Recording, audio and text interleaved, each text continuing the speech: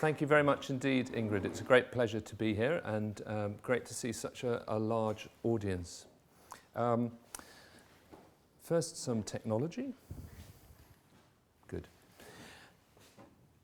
This lecture recital follows on from my Music and Ideas presentation last year called Curating Counterpoint, which can be viewed on YouTube. Today I will focus on two preludes from Well-tempered Clavier II, the Prelude in C and the Prelude in A, and assess them from four angles.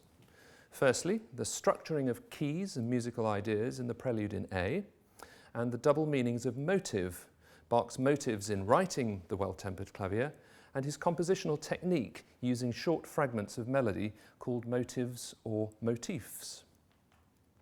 Then, in greater detail, I will consider some of the evidence of performance variation in the sources of the C major Prelude and Wilhelm Friedemann Bach's role as a copyist and reviser of his father's music. Finally, I assess the relationship of the Well-tempered Clavier to instrumental timbre, its performance on the harpsichord and clavichord, and specifically why the clavichord is so important and appropriate for this repertoire.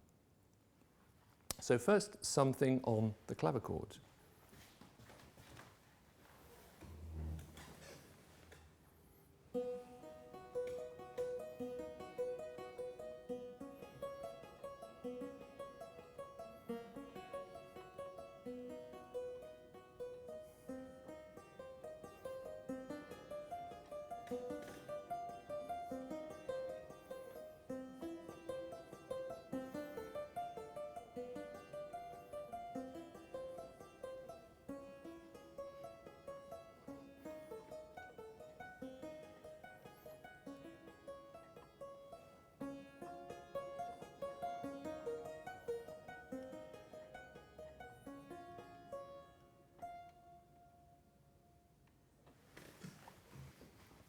Now, Bach didn't need to write the Well-tempered Clavier in order to play in different keys. He could already do that by transposition.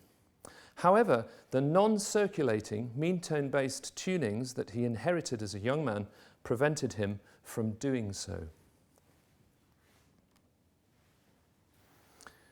The Well-tempered Clavier consists of 24 prelude and fugue pairs in each of its two books, hence the English name, the 48. All 24 major and minor keys are represented in each book. Every successive prelude and fugue pair follows a rising succession of keys from C major to B minor. The two books were compiled about 20 years apart. The Well-tempered Clavier is a textbook of performance and composition, and its performance requires a clavier which has been well-tempered.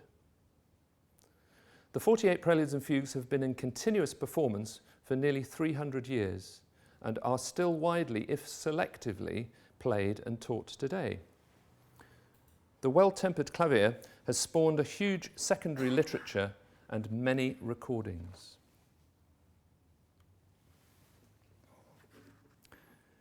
This is the title page of the fair copy of Well-tempered Clavier I, the first book. It is an autograph and is dated 1722. It is an almost complete copy, lacking only one folio, which contained the entire F-sharp major fugue and the opening of the F-sharp minor prelude, now lost. The title page reads, "The Well-tempered Clavier, or Preludes and Fugues through all the tones and semitones, both as regards the tertia major, or ut, re, mi, and as concerns the tertia minor, or re, mi, fa, for the use and profit of the musical youth desirous of learning, as well as for the pastime of those already skilled in this study, drawn up and written by Johann Sebastian Bach, etc., 1722. This is the title page of the Inventions and Symphonias, dated 1723. It is another teaching compilation of the 1720s and closely comparable with Well-tempered Clavier I. In addition to this manuscript, the Inventions and Symphonias were also compiled into the Klavierbuchlein for Wilhelm Friedemann Bach, dated 22nd January 1720, alongside 11 preludes which became part of Well-tempered Clavier I. The title page reads, "Sincere instruction in which lovers of the keyboard, especially those who are keen to learn, are shown a clear method not only, 1, of learning to play clearly in 2 parts, but also, after further progress, 2, of dealing well and correctly with 3 obligato parts. At the same time, they are shown not only how to come by good ideas, invenciones, but also how to develop them well. Above all, however, they are shown how to arrive at a cantabile style of playing, while also acquiring a strong foretaste of composition." Prepared by J.S. Bach, etc., 1723.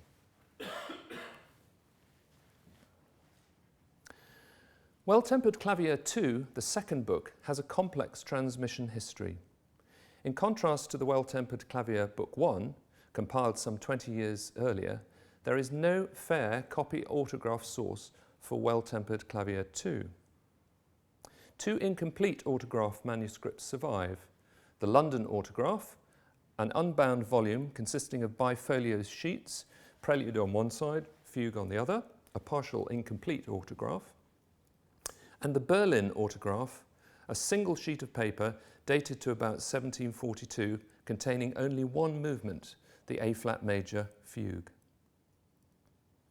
Manuscript P430, shown here, is the earliest extant complete copy of Well-tempered Clavier II.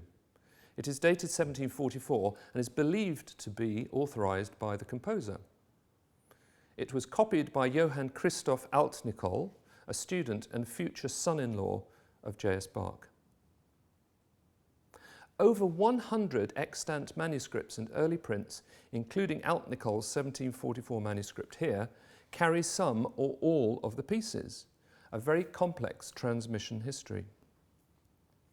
Altnickol's title page imitates the autograph title pages of Well-tempered Clavier I and the Inventions and Symphonias without acknowledging any didactic purpose.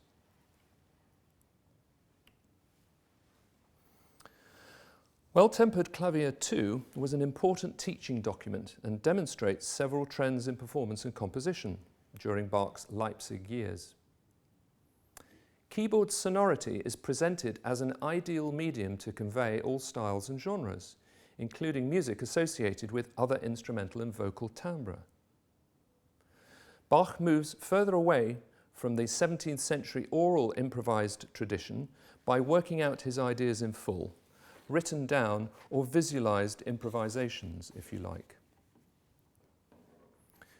Bach specifies many details of performance practice which he previously would have left to the discretion of the performer. Thus, casual ornamentation and extempore playing of chord patterns gives way to precise notation. Bach refines his inherited tradition of motivic counterpoint by grafting it onto the latest musical styles, genres, and modes of expression. The sources of Well-tempered Clavier II show musical performance and teaching directly influencing the text.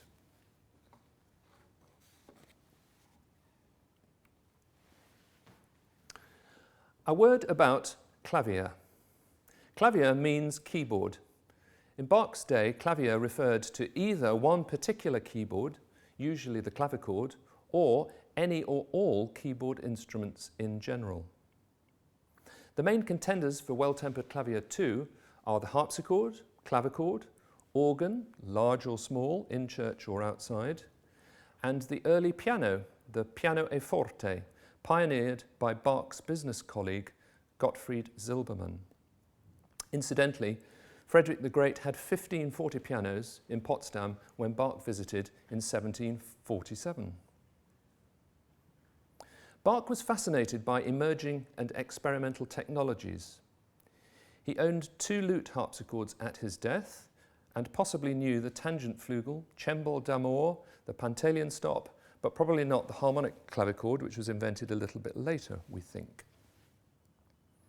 Whichever instrument we choose, however, no one instrument can fully fulfill the brief demanded by the encyclopedic diversity of genres in Well-tempered Clavier, or adequately represent its range of musical style and sonority.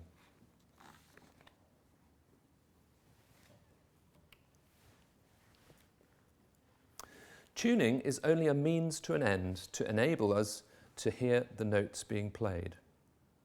According to the autograph title page of Well-tempered Clavier 1, the primary function of the collection is to demonstrate the possibilities of how to compose and play in all 24 major and minor keys.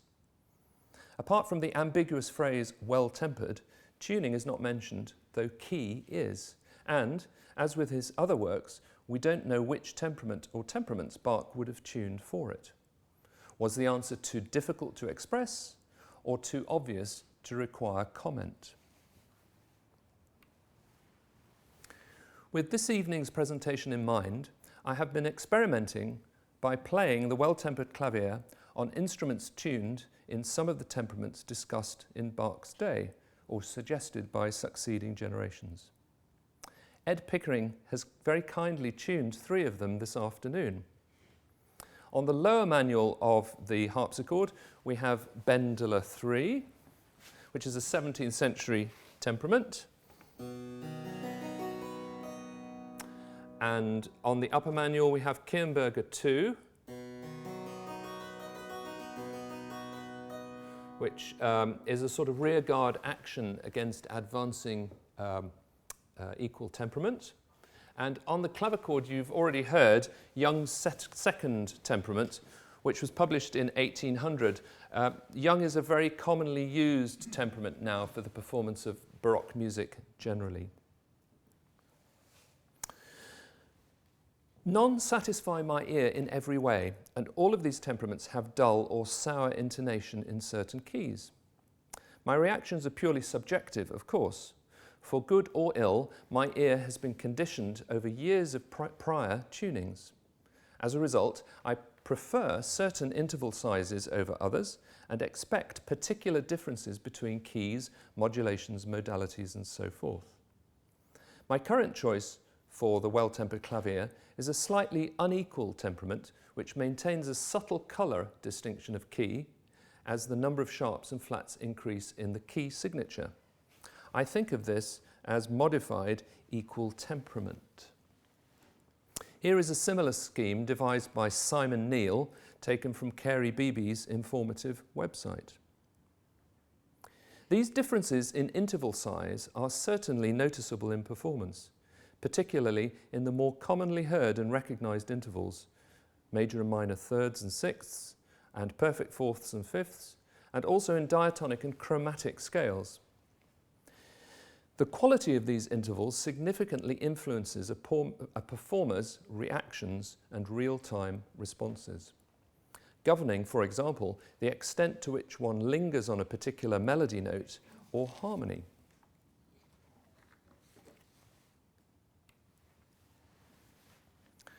These 2 symbols, Bach's seal, shown above, and the decorative loops of the autograph title page of Well-tempered Clavier 1, shown below, have recently been proposed as visual representations of pure and tempered fifths in a temperament Bach used.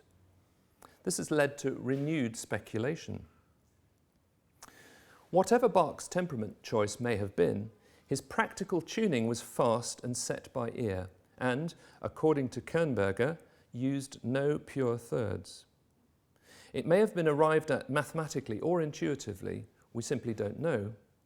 Modern attempts to resolve the uncertainty around any conjectural Bach temperament have been so far inconclusive. I see a marked style development between the first and second books of the Well-tempered Clavier, compiled approximately 2 decades apart, as part of this continuous process of refining irregular, unequal temperaments. Many musicians felt equal temperament an inferior choice because of its lack of key colour, those audible differences, say, between C major and C sharp major, and disputes for and against raged internationally.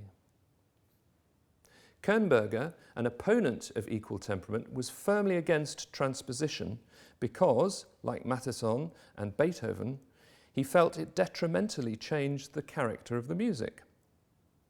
Bach, of course, was perfectly willing to transpose existing pieces to fit the scheme of his 24 keys in Well-tempered Clavier. He does, however, reserve certain types of music for particular keys and is certainly sensitive to key colour.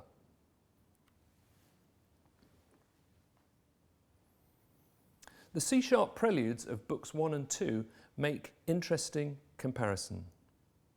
The C-sharp prelude of Book 1 on the left has a completely different texture and character to the C-sharp major prelude which preceded it, above it. Conversely, the C-sharp major prelude in Book 2, the one on the right, is a broken chord prelude very similar to the C major prelude in Book 1.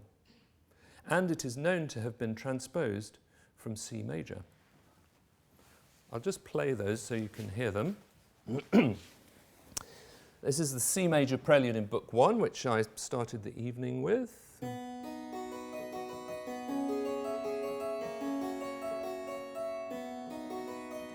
That's Bendler 3. And then in Kernberger 2,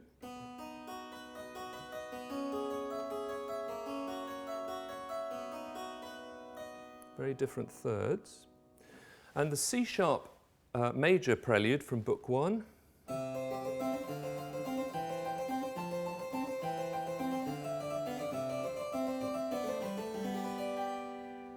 That's Bendler, and this is Kernberger.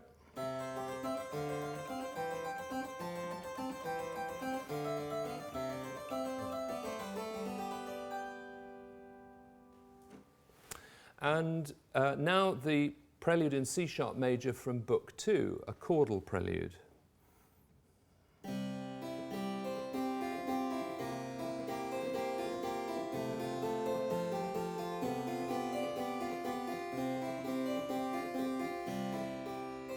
A very simple sequence.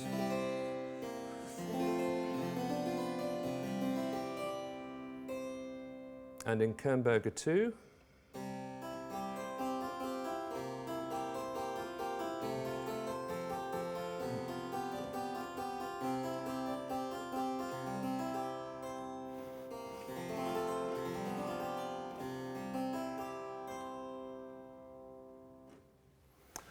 also on the slide is the prelude in G-sharp minor, another prelude which has been transposed in order to fit the sequence of 24 major and minor keys. So in Bendler 3, that sounds like this.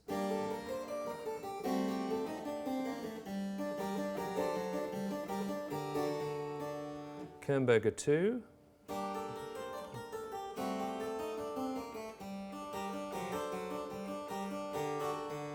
And of course, originally, it sounded like this.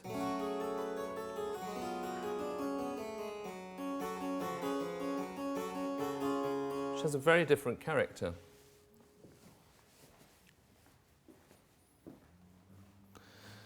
So the harpsichord temperaments, Bendler 3 and Kernberger 2, actually cope very well with the extreme sharp keys and the diatonic keys close to C major. But as we'll hear in a moment, they are less good in A and E major.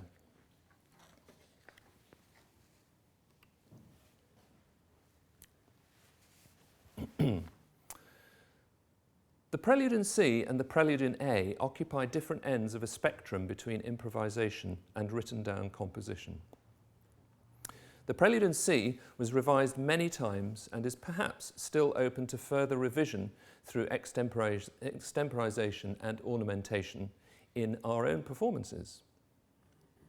The prelude in A, on the other hand, is a more complete composition, requiring few, if any, further additions from the player. Most pieces, however, stand between these extremes. The prelude in E, for example, contains some ambiguous and problematic readings which have puzzled players and scribes, but only in a few specific places. First, the prelude in A. Here is the London Autograph, a neat, clean, fair copy with only a few minor corrections. And here are those authorial corrections. Bar 21, a note has changed the direction of its stem. Instead of pointing down, it's now pointing upwards. This clarifies the voice leading. In bar 27, Bach has inserted a precautionary accidental, a G sharp in the bass, note 3, and this avoids confusion with the G natural, which is going to occur in the alto part a few notes later. And in bar 28, the next bar, he changes his mind about the pitch of a note. For bass note number 6, he introduces a chromatic note, an A sharp, to intensify the harmony. Let's just hear those again. So this is the first extract.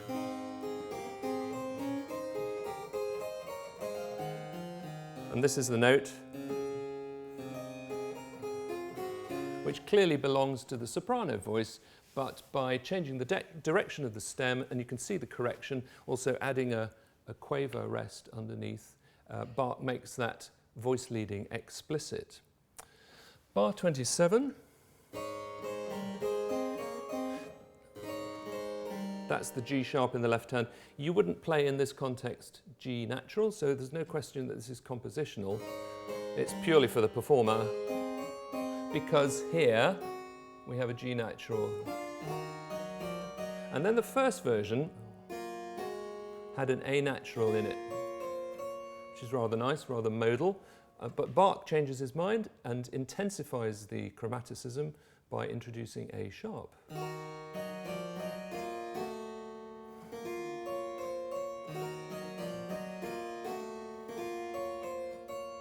And I think once you've heard the A sharp, it would be difficult to go back to the A natural, at least if you agree with the direction in which Bach is travelling, which I hope we all do.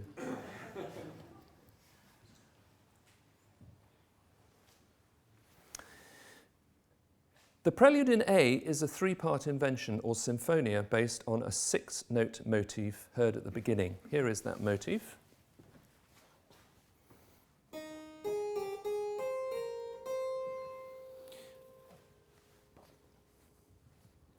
Its structure follows the classic Karelian tonal scheme described by Untitled in 1711. Tonic, dominant, subdominant, tonic, in which chords 4 and 5 are given somewhat equal status. I'm going to play the score through now, just to show you how those coloured sections fit in with the actual music. So we begin, like all the 3-part inventions, with a fugue, but it's an accompanied fugue, so the basso continuo, the left hand, is present. Alto, then the bass gets the tune. Sequence.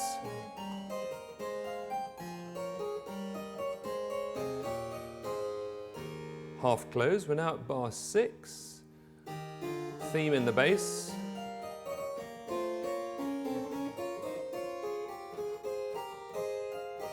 moving to the dominant key, cadence. At this point, Bach introduces the inversion of his original tune. If you remember. Now, and he's also being even more clever by making sure that you don't spot the true introduction of the inversion, which is half a bar earlier in the left hand, but covered completely by the end of the previous phrase. Here's the end of the phrase, which is a diminuendo, but my left hand is going to come in, hidden,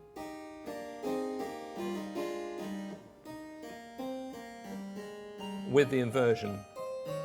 So everything is not quite what you see or quite what you hear. In other words, the structure is continuously evolving, and where another composer, say Vivaldi, might put horizontal markers in to indicate where the structure of the piece is, Bach is deliberately making it as opaque as possible. So we're now on the blue section, the inversion of the theme. Alto, bass, now the right way up version in the alto, bass, alto, bass, pedal point, preparing for F sharp minor, and that's the exact halfway point of the piece. At this point, Bach plays some very, very clever games. You don't realize it at the time, but in fact the bass entry is a recapitulation of the first bar. But you'd never spot it because the context is F sharp minor. Only here do we know it's A major, but then he muddies the waters.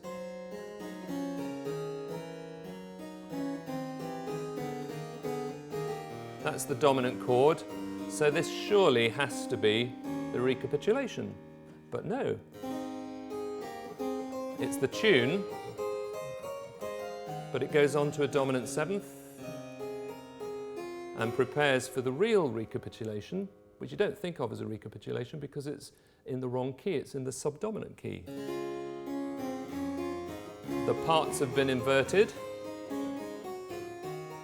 and it sounds a bit like a development section.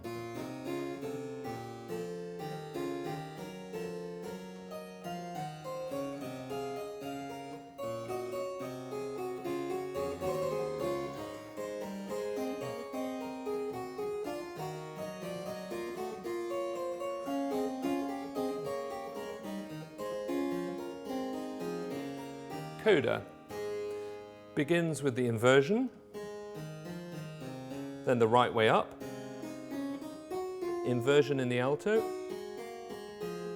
and then finally it all comes together. We have the motive built in basically 6 units, or 3 depending how you count it. And that gesture of ending at a high point may be connected with the theme of the fugue.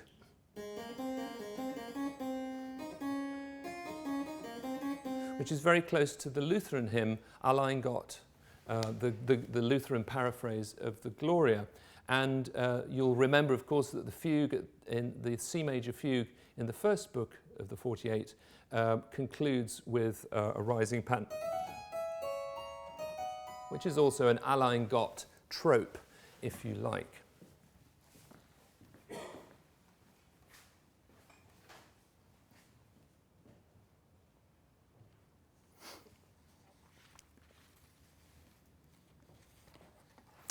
Here is the autograph prelude, the autograph of the prelude in A, with my structural analysis superimposed upon it. So you can see it in colours.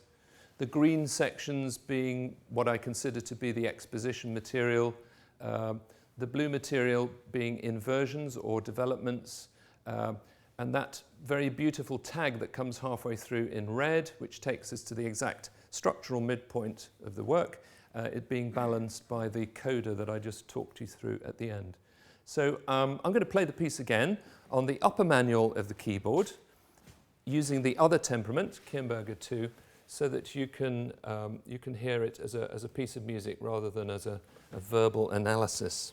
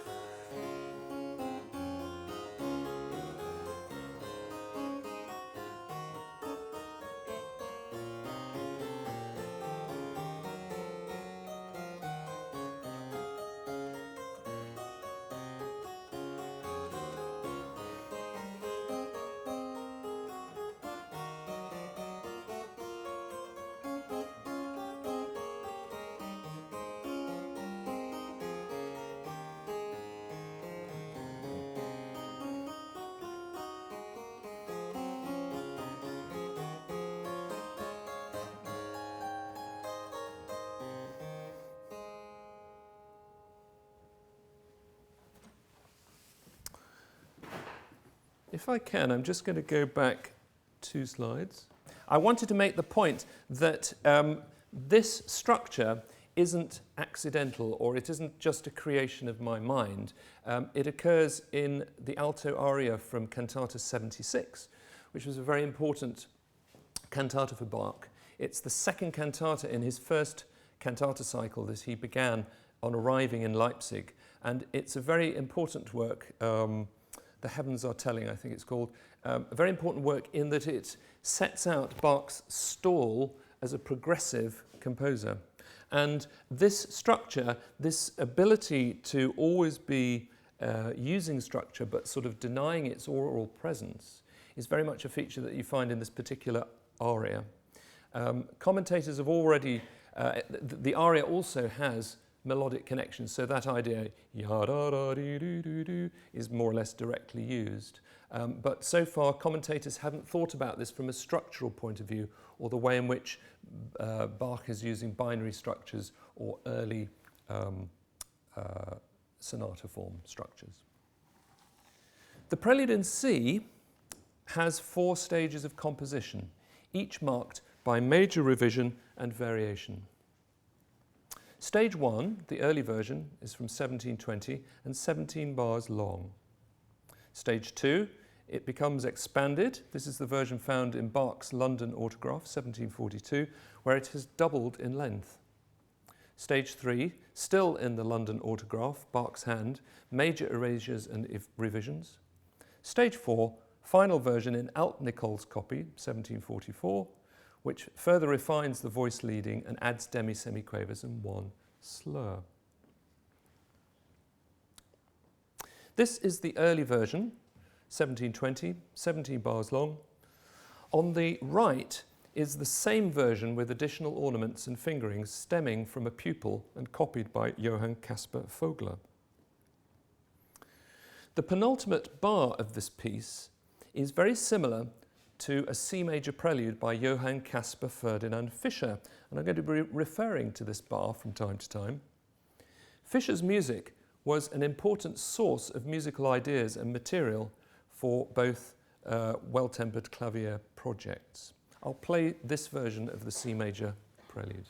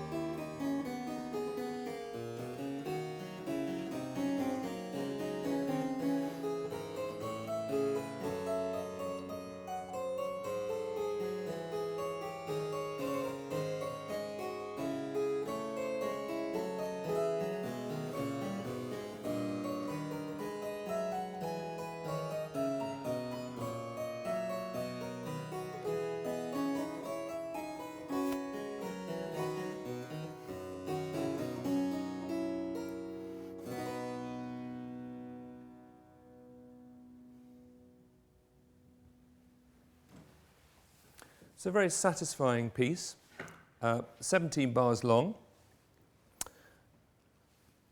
This is stage 2 and stage 3, the London Autograph. It carries out a crossed out version at the bottom in red, if you can see that. None of the other extant sources carry this crossed out version, which indicates that the crossing out was made prior to any copying of the piece.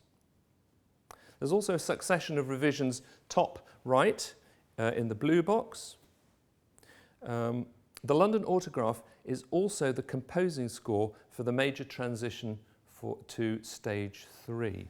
So a very complicated image. This is Alfred Durer's reconstruction of stage 2, the newly expanded version from 17 to 34 bars.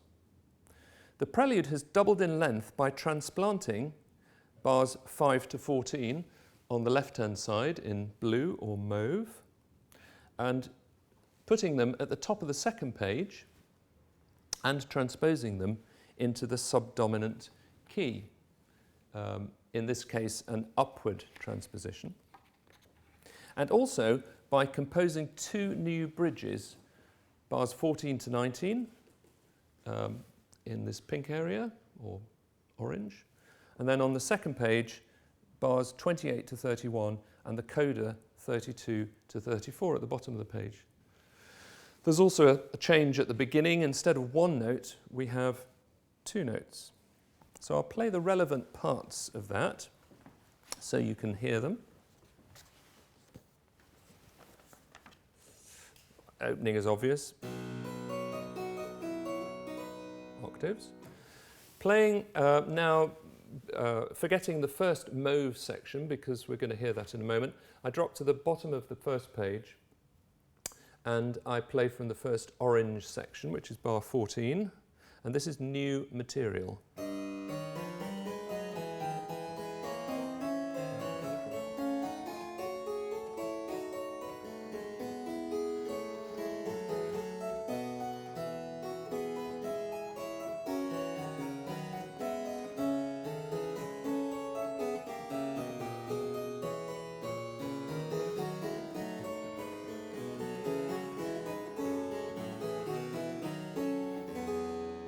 It's a particularly beautiful passage. I'm going to play it again to stress a number of features. It begins on the note B in the bass and then arrives at F.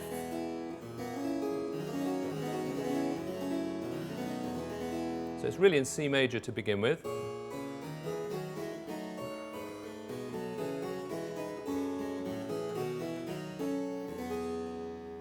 And that's going to change quite considerably at the next stage. Carrying on with the mauve section, this is what I didn't play before. This is the recapitulation, if you like, in the subdominant of what would have been heard at bar 5.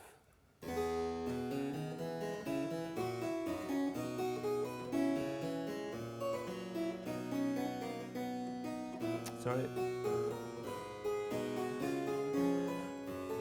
Literal transposition.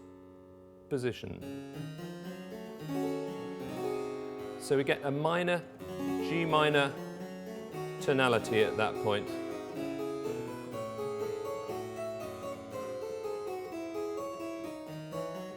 Etc. And I'll just drop down to the orange boxes.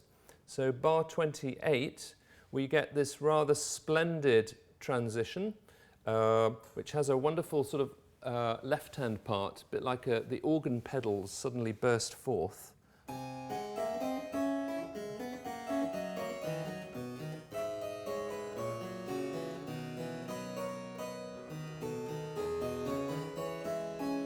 Now this is Fischer's bar. This is the bar which is thought to have come from Fischer's Prelude in C, and in the stage 1 version we had the top two notes were quavers. Here the rhythm has changed.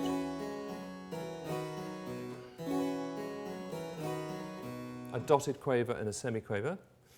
And the coda from bar 32 is completely new.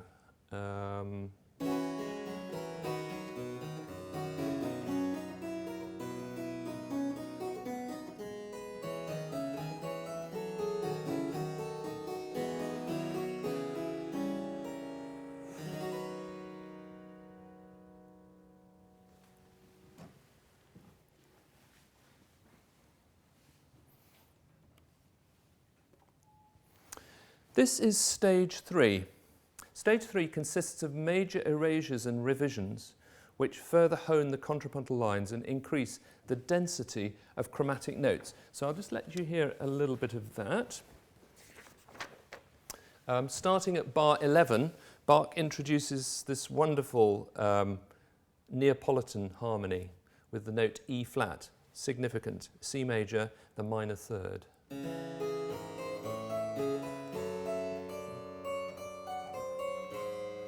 And he does the same thing at the equivalent place, which is bar 26 on the second page.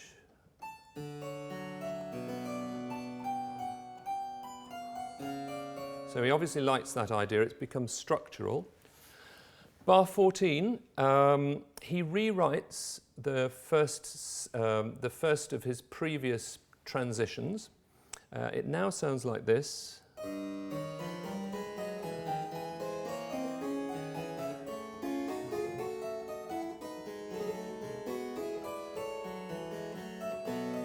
A much smoother transition to F major. New note, C sharp to take us to D minor. B flat. Again, that Neapolitan relationship. And then to cap it all, the same process in the soprano. B flat there rather than B natural. Sorry.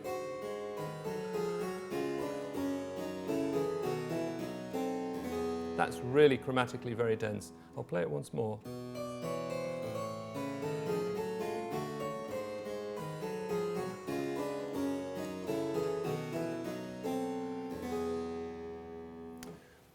Bar 22, he makes a fundamental change to the harmony.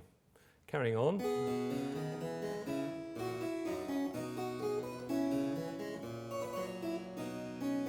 Now,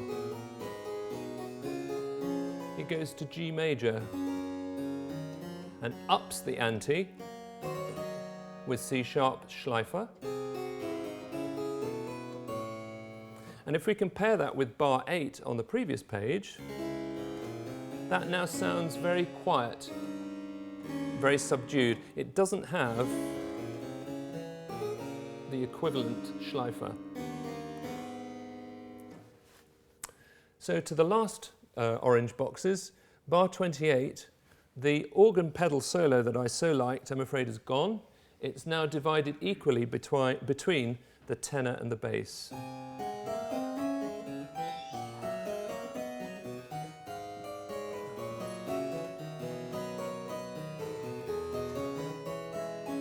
And Fischer's cadence has reverted back to version 1, stage 1. This is the final version in Altnickol's manuscript or copy. His revisions fall into 3 categories. They refine the voice leading, so bar 11 and bars 25. They fill in a lot of the semiquaver patterns with additional demi-semiquavers. And there's one single slur, bar 21, just over on that side, which groups together 5 demi-semiquavers, or 4 demi-semiquavers and a semiquaver. This is the version familiar to most of us, or is it? Are there further variants which only performers can add and judge? Who better then than Andras Schiff to guide us? Here is his 2018 prom performance.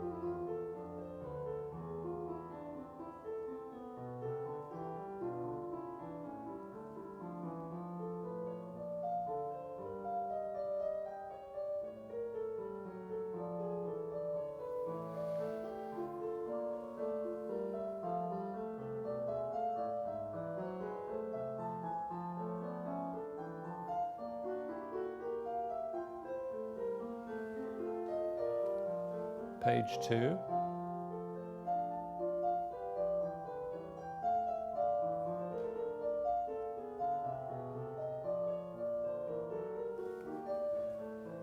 D natural at the end of this.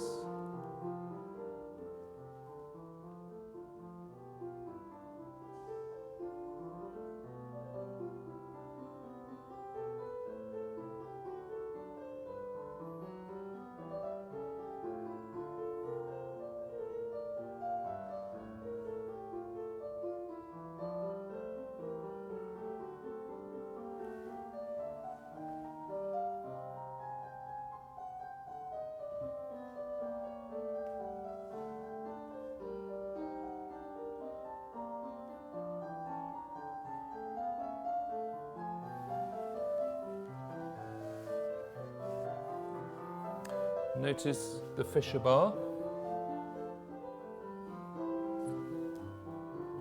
Repeated note.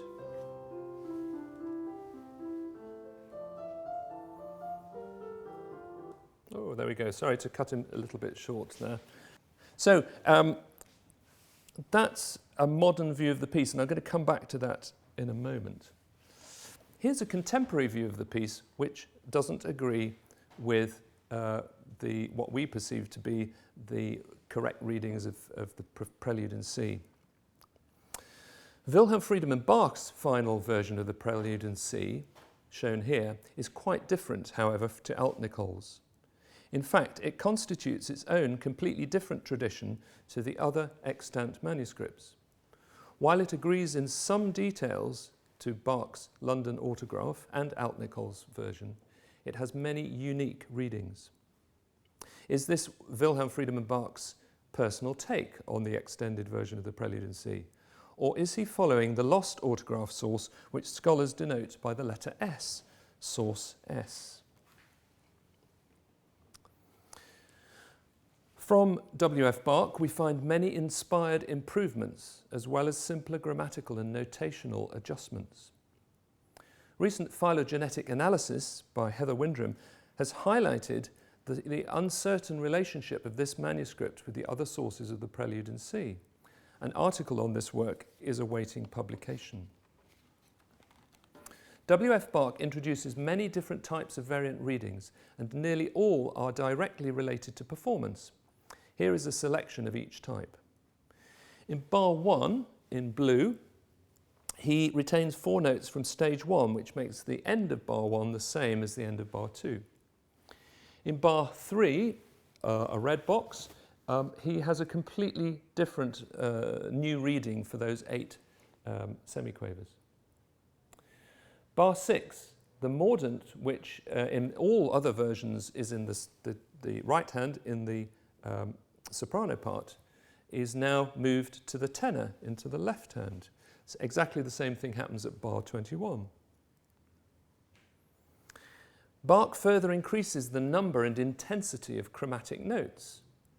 You'll really spot those when I play it in a moment.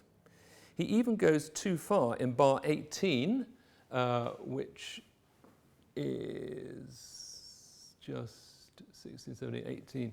So, bar 19, there's an erased A flat where he had the idea of increasing the chromatic density of notes and then realized that he'd just gone one step too far. He reinterprets the harmony at various points, changes details of beaming and note stem direction. In bar 10, interestingly, he removes some overholding of notes, so indications to hold 2 semiquavers together. He removes those indications so that the syncopations of the music are brought out more clearly. He also adds some syncopations in bars 15 and 16, which I think are very orally noticeable. He then overholds the notes in the penultimate bar in a way that no other source does. A few changes are purely visual and grammatical, caused mainly by the fact that it has this unusual arrangement of running, the stave runs across page 1 and then goes straight across to page 2. And then the next stave begins page 1, runs all the way across. So it causes some congestion in the middle. And finally, that Fischer cadence, he adopts a quaver appoggiatura, so he plumps for the stage 1 or the stage 3 version of that bar. So I'm going to play this piece on the clavichord now. So we're moving to a slightly different medium, a different sound.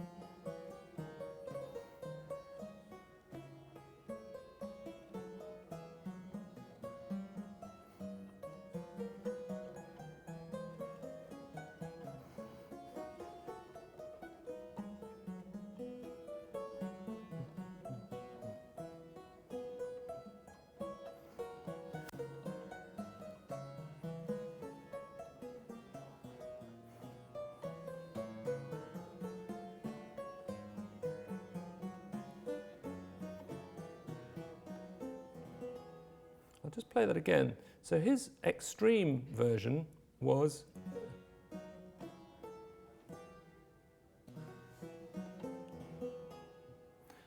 which he plumps to ignore.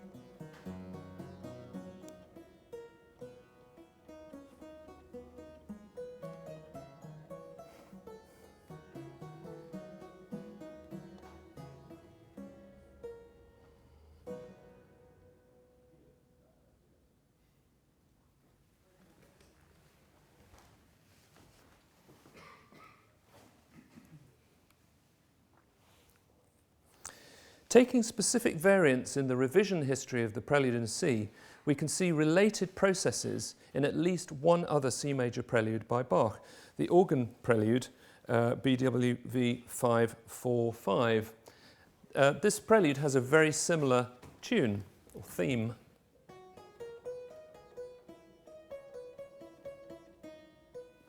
And if we take bar 32 of the Prelude in C, it's an exact match, and bar 11, also similar. Notice that at bar 11, Bach has started to divide a single melody into two voices, soprano and alto. This is very significant because when we get to Bach's revision of this organ prelude, which we now call BWV 545, in 1727, which is shown at the bottom, you can see that he divides this melody between two voices, alto and soprano. So the soprano is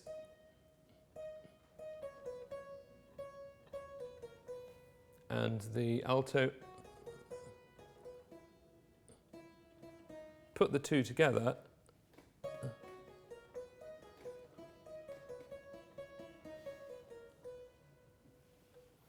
And this is an important indication of Bach, the teacher. It's partly indicating changes in styles of playing, sophistications of understanding music, but it's also Bach, the teacher, guiding the pupil by making some of the performance choices for them in manuscript form.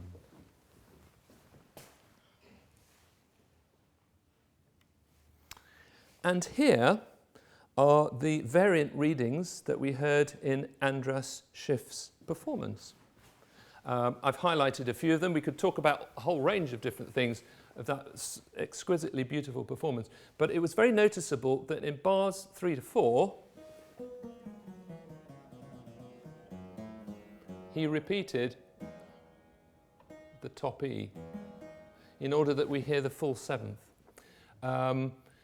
He preferred the D natural at the end of this beautiful sequence, bar 19.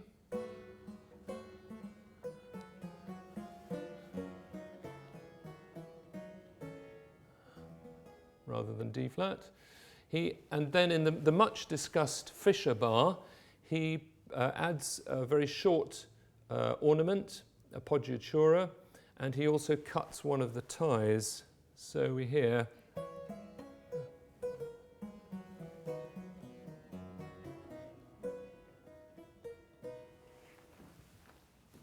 which is really very interesting, particularly because we can find all those variants in the 100 or so copies of the Well-tempered Clavier too. So while Schiff's variants are not contained in the earliest extant copy of Well-tempered Clavier II, in other words, Altnickol's 1744 manuscript. They are all present in at least one of the 100 or so extant copies. The current so-called urtext editions we commonly perform from, however, don't have these options. Schiff's televised performance, watched by countless millions, highlights a number of the most significant, if not most contentious, variant readings in a practical and thoroughly musical way, communicating not only the profound beauty and logic of Bach's music, but also its historical tradition and ambiguity. Finally, a word about the clavichord. The clavichord is a very appropriate and successful vehicle for the performance of counterpoint.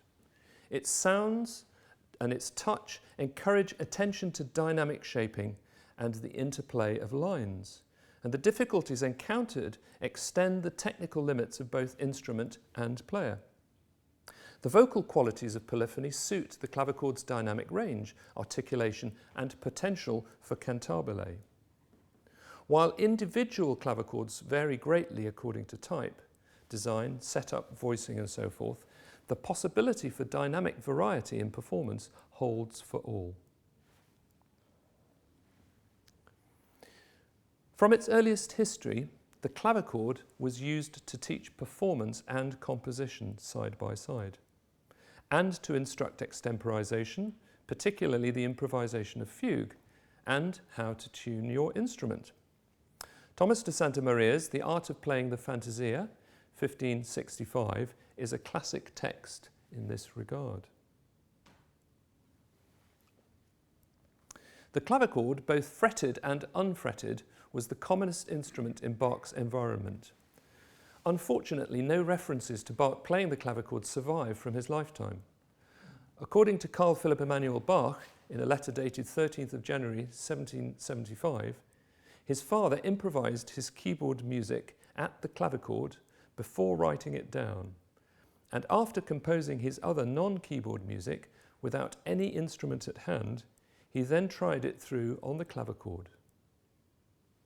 Johann Friedrich Agricola, Bach's student between 1738 and 1741, when Well-tempered Clavier II was being compiled, reminisces in 1775 about Bach playing the solo violin partitas and sonatas on the clavichord.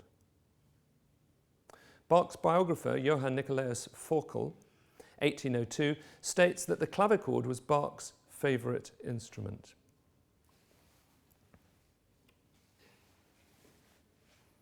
I would like to stress 2 points about tonight's presentation. Firstly, I have suggested that the text of the Well-tempered Clavier is an important witness of performance practice.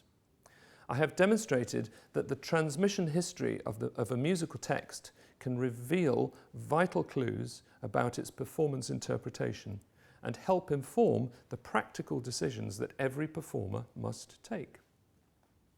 Secondly, I have speculated on the role of the modern performer as a reverse engineer of source interpretation who, through their fluency in structural and motivic analysis, oral awareness, technique and experience of instrumental timbre and improvised traditions, are ideally placed to inform and direct musicological research with a deeper understanding of Bach's didactic purpose. Thank you for your attention.